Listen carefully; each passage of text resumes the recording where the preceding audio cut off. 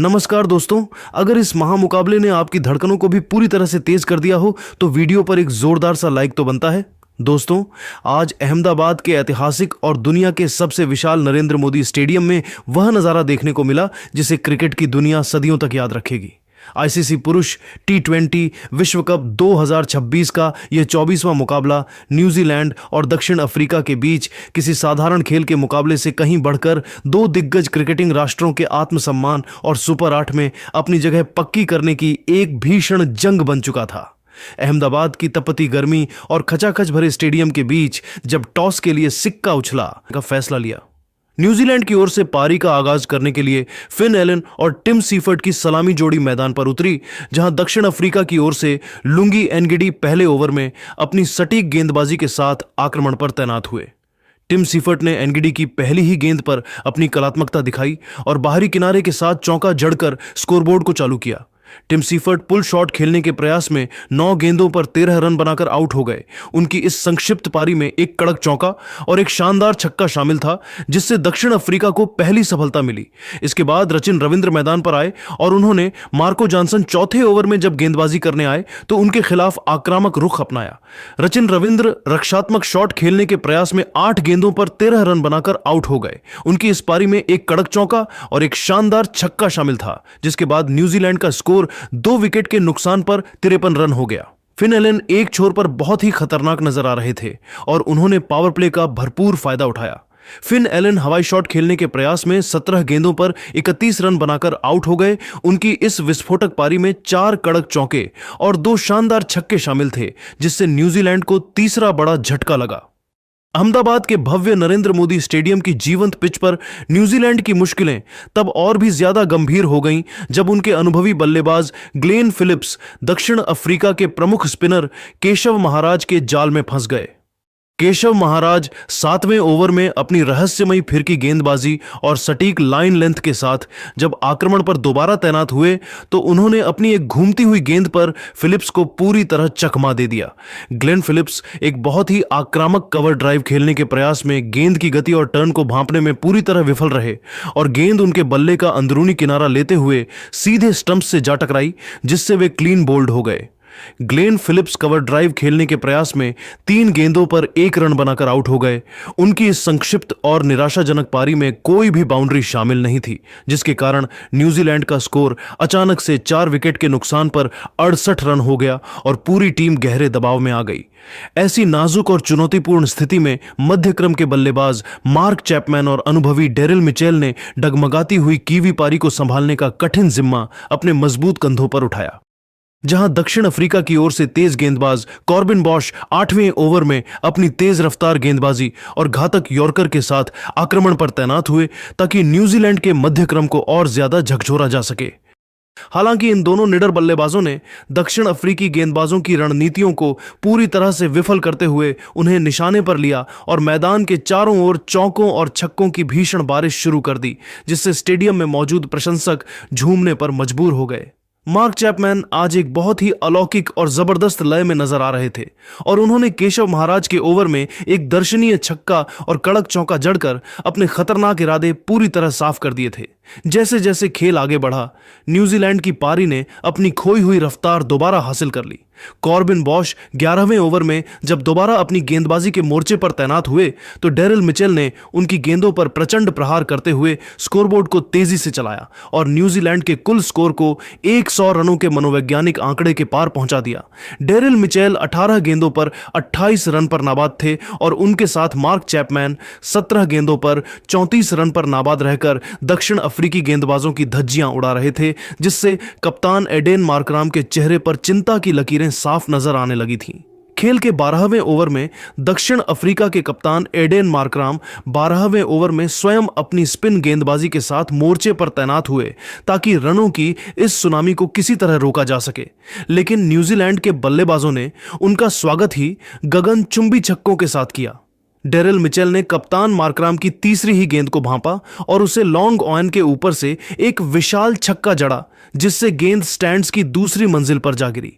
इसके बाद अगली ही गेंद पर उन्होंने बहुत ही चतुराई से सिंगल लिया और मार्क चैपमैन के साथ अपनी 50 रनों की एक अत्यंत महत्वपूर्ण और मैच जिताऊ साझेदारी को पूरा किया।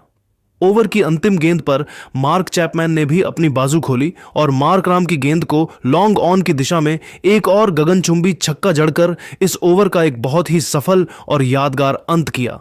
12 ओवरों के खेल की निर्धारित और रोमांचक समाप्ति के बाद न्यूजीलैंड की टीम ने 4 विकेट के नुकसान पर 121 रनों का एक बहुत ही मजबूत, चुनौतीपूर्ण और अभेद्य स्कोर बोर्ड पर खड़ा कर लिया था, जहां रनों की रफ्तार 10.08 प्रति ओवर की बहुत ही शानदार दर से चल रही थी। मार्क चैपमैन 17 गेंदों पर 34 रन पर नाबाद रहकर दक्षिण अफ्रीका के लिए काल बन चुके थे। उनकी इस आक्रामक पारी में अब तक 3 कड़क चौके और 3 शानदार छक्के शामिल हो चुके थे। वहीं दूसरे छोर पर डेरिल मिचेल 18 गेंदों पर 28 रन पर नाबाद थे।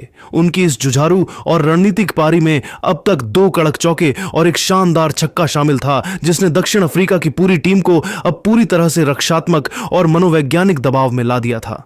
अहमदाबाद का यह ऐतिहासिक मैदान अब एक बहुत बड़े स्कोर की नींव का मूक गवाह बन चुका था। अहमदाबाद का यह मैदान अब इन दोनों बल्लेबाजों की आतिशी बल्लेबाजी और दक्षिण अफ्रीकी गेंदबाजों के संघर्ष का मूक गवाह बन चुका था। न्यूजीलैंड की टीम अब एक बहुत ही विशाल स्कोर की ओर तेजी से बढ़ रही थी और उनके पास अभी भी बल्लेबाजी में काफी गहराई बची हुई थी। दक्षिण अफ्रीका को मैच में वापसी करने के लिए इन दोनों में से किसी एक का विकेट जल्द से जल्द चटकाना था, वरना मैच उनके हाथ से निकल सकता था।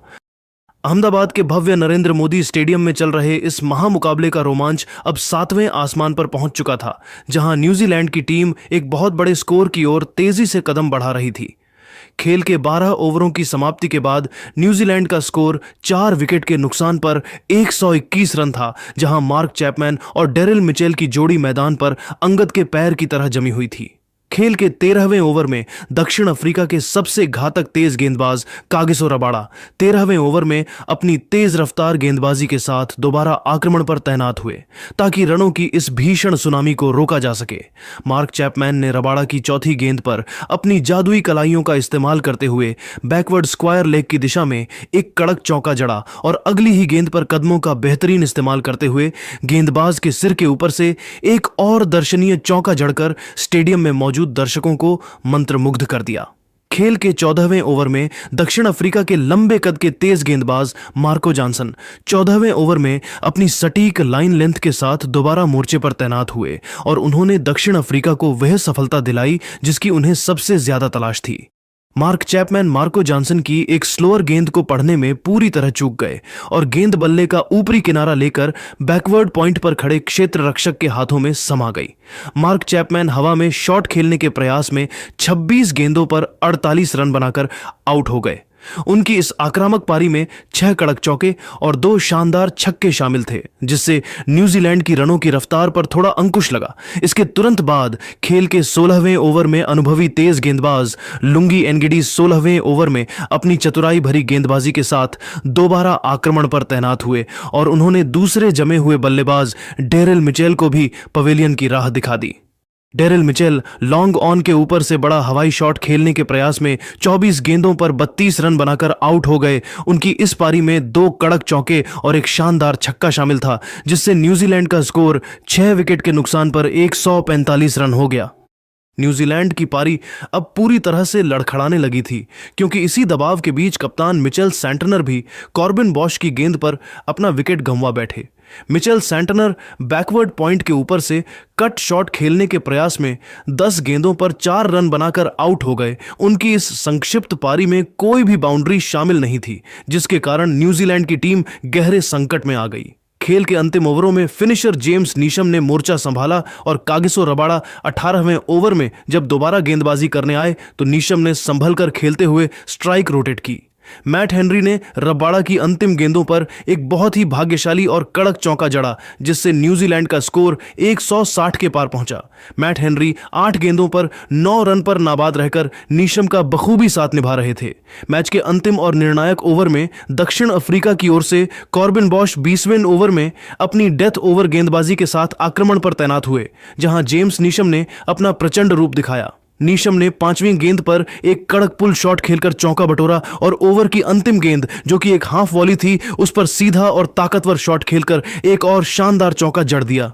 जेम्स नीशम अपनी इस साहसी बल्लेबाजी के दौरान 15 गेंदों पर 23 रन पर नाबाद लौटे। उनकी इस पारी में 3 कड़क चौके शामिल थे, जिससे न्यूजीलैंड का कुल स्कोर 20 ओवरों की समाप्ति के बाद 7 विकेट के नुकसान पर 175 रनों के एक बहुत ही मजबूत और चुनौतीपूर्ण आंकड़े तक पहुंच गया।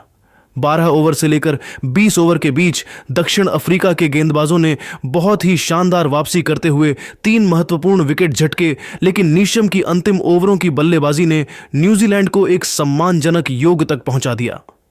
अहमदाबाद का यह ऐतिहासिक मैदान अब इस 176 रनों के लक्ष्य का पीछा करने के लिए दक्षिण अफ्रीका की बल्लेबाजी का मूक गवाह बनने जा रहा था, जहां रनों की रफ्तार 8.75 प्रति ओवर की दर से रही। दक्षिण अफ्रीका की ओर से मार्को जॉनसन सबसे सफल गेंदबाज रहे, जिन्होंने अपने 4 ओवरों के स्पेल में 40 रन देकर 4 महत्वपूर्ण विकेट चटकाए और न्यूजीलैंड के शीर्ष क्रम की कमर तोड़ दी। तो दोस्तों, आपको क्या लगता है, दक्षिण अफ्रीका यह मैच जीतकर सुपर 8 में अपनी जगह पक्की कर लेगी? 176 रनों के चुनौतीपूर्ण लक्ष्य का पीछा करने के लिए दक्षिण अफ्रीका की ओर से क्विंटन डी कॉक और कप्तान एडन मार्कराम की सलामी जोड़ी मैदान पर उतरी, जहां न्यूजीलैंड की ओर से मैट हेनरी पहले ओवर में अपनी सटीक गेंदबाजी के साथ आक्रमण पर तैनात हुए। एडन मार्कराम ने आते ही मैट हेनरी की दूसरी और तीसरी गेंद पर 2 लगातार कड़क चौके जड़कर अपने इरादे साफ कर दिए और दक्षिण अफ्रीका को एक तूफानी शुरुआत दिलाई। अहमदाबाद के नरेंद्र मोदी स्टेडियम की दूधिया रोशनी में जब दक्षिण अफ्रीका की टीम 176 रनों के चुनौतीपूर्ण लक्ष्य का पीछा करने उतरी, तो कीवी गेंदबाजों को जरा भी अंदाजा नहीं था कि उन्हें एडन मार्कराम के नाम के तूफान का सामना करना पड़ेगा। पारी के दूसरे ओवर में न्यूजीलैंड के सबसे तेज गेंदबाज लॉकी फर्ग्यूसन दूसरे ओवर में अपनी 150 किलोमीटर प्रति घंटे की दहला देने वाली रफ्तार और आक्रामक तेवरों के साथ आक्रमण पर तैनात हुए, लेकिन कप्तान मार्कराम ने उनकी पहली ही गेंद की गति का इस्तेमाल करते हुए एक्स्ट्रा कवर के ऊपर से एक दर्शनीय और गगनचुंबी छक्का जड़कर पूरे स्टेडियम में सनसनी फैला दी। इस प्रहार ने कीवी गेंदबाजों के मनोबल को हिलाकर रख दिया, जहां क्विंटन डी कॉक भी दूसरे छोर से बहती गंगा में हाथ धो रहे थे और उन्होंने मैट हेनरी के अगले ओवर में एक शानदार छक्का और कड़क चौका जड़कर स्कोरबोर्ड को रॉकेट की रफ्तार प्रदान कर दी।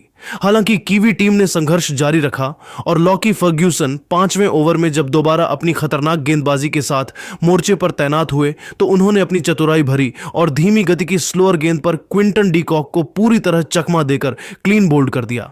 क्विंटन डी कॉक एक और बड़ा हवाई शॉट खेलने के प्रयास में 14 गेंदों पर 20 रन बनाकर आउट हो गए। उनकी इस संक्षिप्त मगर प्रभावी पारी में 3 कड़क चौके और एक शानदार छक्का शामिल था, जिससे दक्षिण अफ्रीका को पहला झटका लगा और रनों की गति पर थोड़ी देर के लिए ब्रेक लगा। डी कॉक के जाने के बाद युवा और ऊर्जावान बल्लेबाज रियान रिकेल्टन मैदान पर आए और उन्होंने कीवी गेंदबाज जैकब डफी 6ठे ओवर में जब पहली बार गेंदबाजी करने आए तो उनके खिलाफ पहले ही पल से मोर्चा खोल दिया।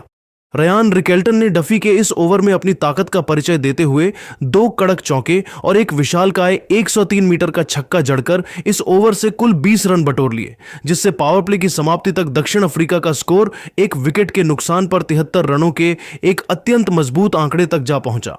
कप्तान एडन मार्कराम आज अहमदाबाद के इस मैदान पर एक अलग ही स्तर पर बल्लेबाजी कर रहे थे और उन्होंने मिचेल सेंटनर 7वें ओवर में जब अपनी स्पिन गेंदबाजी के साथ आक्रमण पर आए तो उनकी अंतिम गेंद पर सीधा और गगनचुंबी छक्का जड़कर मात्र 19 गेंदों पर अपना एक ऐतिहासिक अर्धशतक पूरा किया। एडन मार्कराम 19 गेंदों पर 50 रन पर नाबाद रहकर इस टूर्नामेंट के सबसे तेज अर्धशतक की बराबरी कर चुके थे, जिससे पूरे स्टेडियम में दक्षिण अफ्रीकी प्रशंसकों का शोर गूंज उठा। मैच में रोमांच और तनाव तब और बढ़ गया जब अनुभवी जेम्स नीशम 8वें ओवर में अपनी मध्यम तेज गेंदबाजी के साथ आक्रमण पर तैनात हुए और उन्होंने अपनी एक सटीक गेंद पर रियान रिकेल्टन को बाउंड्री पर लपकवाकर न्यूजीलैंड की उम्मीदों को जिंदा कर दिया। रियान रिकेल्टन एक और बड़ा हवाई शॉट खेलने के प्रयास में 11 गेंदों पर 21 रन बनाकर आउट हो गए। उनकी इस पारी में 2 कड़क चौके और एक शानदार छक्का शामिल था, जिससे न्यूजीलैंड ने मैच में वापस आने की पुरजोर कोशिश की। रिकेलेटन के आउट होने के बाद बेबी एबी के नाम से मशहूर युवा विस्फोटक बल्लेबाज डेवॉल्ड ब्रेविस मैदान पर उतरे और उन्होंने आते ही अपनी अपार शारीरिक ताकत का शानदार प्रदर्शन किया। हालांकि डेवॉल्ड ब्रेविस सचिन रविंद्र की एक घूमती हुई गेंद पर बड़ा शॉट खेलने के प्रयास में बाउंड्री पर लपके गए, जिससे वे 17 गेंदों पर 21 रन बनाकर आउट हो गए। उनकी इस छोटी पारी में एक कड़क चौका और एक शानदार छक्का शामिल था, जिससे दक्षिण अफ्रीका का स्कोर 3 विकेट के नुकसान पर 133 रनों पर पहुंच गया। 13 ओवरों के खेल की निर्धारित और सफल समाप्ति के बाद दक्षिण अफ्रीका की टीम ने 3 विकेट के नुकसान पर 138 रनों का एक बहुत ही मजबूत, चुनौतीपूर्ण और जीत के बिल्कुल करीब वाला स्कोर बोर्ड पर खड़ा कर लिया था, जहां रनों की रफ्तार 10.62 प्रति ओवर की बहुत ही शानदार दर से चल रही थी। कप्तान एडेन मार्कराम 31 गेंदों पर 68 रन पर नाबाद रहकर अकेले ही कीवी गेंदबाजों की धज्जियां उड़ा रहे थे। उनकी इस जादुई और अविश्वसनीय पारी में अब तक 7 कड़क चौके और 4 शानदार छक्के शामिल हो चुके थे, जो दक्षिण अफ्रीका को सुपर 8 की ओर ले जा रहे थे। उनके साथ दूसरे छोर पर अनुभवी किलर मिलर यानी डेविड मिलर 5 गेंदों पर 4 रन पर नाबाद रहकर मैच को खत्म करने की बड़ी जिम्मेदारी अपने कंधों पर संभाले हुए थे। दक्षिण अफ्रीका को अब ऐतिहासिक जीत के लिए अंतिम 42 गेंदों पर मात्र 38 रनों की दरकार थी और उनकी जीत अब अहमदाबाद के क्षितिज पर साफ नजर आ रही थी, जहां न्यूजीलैंड के गेंदबाज पूरी तरह से बेबस और हताश नजर आ रहे थे। अहमदाबाद का यह मैदान अब एडेन मार्कराम की इस ऐतिहासिक पारी और दक्षिण अफ्रीका की संभावित जीत का मूक गवाह बनने जा रहा था। कीवी गेंदबाजों ने बीच में विकेट लेकर वापसी की कोशिश तो की, लेकिन मार्कराम की आक्रामक बल्लेबाजी ने उनकी हर योजना को विफल कर दिया। दक्षिण अफ्रीका अब सुपर 8 में अपनी जगह पक्की करने के बिल्कुल करीब पहुंच चुका था और न्यूजीलैंड के लिए यहां से वापसी करना किसी चमत्कार से कम नहीं होने वाला था। खेल के 14वें ओवर में न्यूजीलैंड के सबसे तेज गेंदबाज लॉकी फर्ग्यूसन अपनी 150 किलोमीटर प्रति घंटे की रफ्तार के साथ दोबारा आक्रमण पर तैनात हुए ताकि दक्षिण अफ्रीकी कप्तान को पवेलियन भेजा जा सके। लॉकी फर्ग्यूसन ने अपनी पहली ही गेंद एडेन मार्कराम को फुल डाली, जिस पर मार्कराम ने एक तेज प्रहार किया और गेंद सीधा गेंदबाज के दाहिनी ओर हवा में गई, लेकिन फर्ग्यूसन एक बहुत ही कठिन कैच लेने के प्रयास में गेंद को अपने हाथों में नहीं थाम सके। एडेन मार्कराम को इस जीवनदान ने और भी ज्यादा खतरनाक बना दिया और वे 33 गेंदों पर 72 रन पर नाबाद रहकर कीवी गेंदबाजों के लिए एक बुरे सपने की तरह क्रीज पर डटे हुए थे। अहमदाबाद के भव्य नरेंद्र मोदी स्टेडियम की दूधिया रोशनी में जब दक्षिण अफ्रीका की जीत की पटकथा लिखी जा रही थी, तब पारी के 15वें ओवर में न्यूजीलैंड के तेज गेंदबाज जैकब डफी 15वें ओवर में अपनी मध्यम तेज गेंदबाजी और चतुर स्लोअर गेंदों के साथ दोबारा मोर्चे पर तैनात हुए ताकि वे इस भागती हुई रन गति पर लगाम लगा सकें। लेकिन क्रीज पर जमे एडेन मार्कराम और डेविड मिलर ने उनके खिलाफ रनों का एक ऐसा भीषण सैलाब ला दिया जिसने न्यूजीलैंड के हर दांव को पूरी तरह से विफल कर दिया। एडेन मार्कराम ने डफी की दूसरी ही गेंद को, जो कि एक बहुत ही धीमी ऑफ कटर थी, उसे बहुत ही फुर्ती से पढ़ा और उस पर एक अत्यंत शानदार और शक्तिशाली पुल शॉट जड़कर मिड ऑन की दिशा में एक कड़क चौका बटोरा और दक्षिण अफ्रीका के स्कोर को 150 रनों के मनोवैज्ञानिक आंकड़े के पार पहुंचा दिया। इसके तुरंत बाद इसी ओवर की चौथी गेंद पर किलर मिलर के नाम से पूरी दुनिया में मशहूर डेविड मिलर ने अपनी बाहुबली ताकत का परिचय दिया और डफी की एक छोटी पटकी हुई गेंद पर प्रचंड प्रहार करते हुए मिड विकेट की दिशा में एक और कड़क चौका जड़कर न्यूजीलैंड की फील्डिंग को तहस नहस कर दिया। डेविड मिलर 12 गेंदों पर 14 रन पर नाबाद रहकर इस मैच को जल्द से जल्द खत्म करने की फिराक में नजर आ रहे थे और अब दक्षिण अफ्रीका को ऐतिहासिक जीत के लिए अंतिम 30 गेंदों पर मात्र 22 रनों की बहुत ही मामूली सी दरकार थी। खेल के 16वें ओवर में न्यूजीलैंड के सबसे अनुभवी तेज गेंदबाज मैट हेनरी 16वें ओवर में अपनी सटीक लाइन लेंथ और जादुई गेंदबाजी के साथ दोबारा आक्रमण पर तैनात हुए ताकि वे रनों की इस बेतहाशा गति पर थोड़ा अंकुश लगा सकें और शायद कोई चमत्कारिक विकेट चटका सकें। लेकिन मिलर और मार्कराम ने अपनी सूझबूझ का परिचय देते हुए कोई बड़ा जोखिम नहीं लिया और लगातार स्ट्राइक रोटेट करना जारी रखा। दक्षिण अफ्रीका की टीम अब पूरी तरह से जीत की सुनहरी दहलीज पर खड़ी थी और अहमदाबाद का यह विशाल स्टेडियम केवल मार्कराम के गगनभेदी शोर से पूरी तरह गूंज रहा था, क्योंकि उनके बल्ले से आज रनों की एक अविश्वसनीय बारिश हो रही थी। कप्तान एडेन मार्कराम अपनी इस जादुई और अविस्मरणीय पारी के दौरान 44 गेंदों पर 86 रन पर नाबाद रहकर न्यूजीलैंड के लिए एक काल बन चुके थे। उनकी इस ऐतिहासिक पारी में अब तक 8 कड़क चौके और 4 शानदार गगनचुंबी छक्के शामिल हो चुके थे, जिससे कीवी टीम के कप्तान मिचेल सेंटनर और उनकी पूरी टीम मैदान पर पूरी तरह लाचार, बेबस और दिशाहीन नजर आ रही थी। मैच के अंतिम और निर्णायक ओवर में जब जीत का औपचारिकता बाकी थी, तब लॉकी फर्ग्यूसन 17वें ओवर में अपनी अंतिम गेंदबाजी करने के लिए एक बार फिर मोर्चे पर पूरी रफ्तार के साथ तैनात हुए, ताकि वे कम से कम अपनी साख बचा सकें और दक्षिण अफ्रीका को जीत की बाउंड्री से रोक सकें।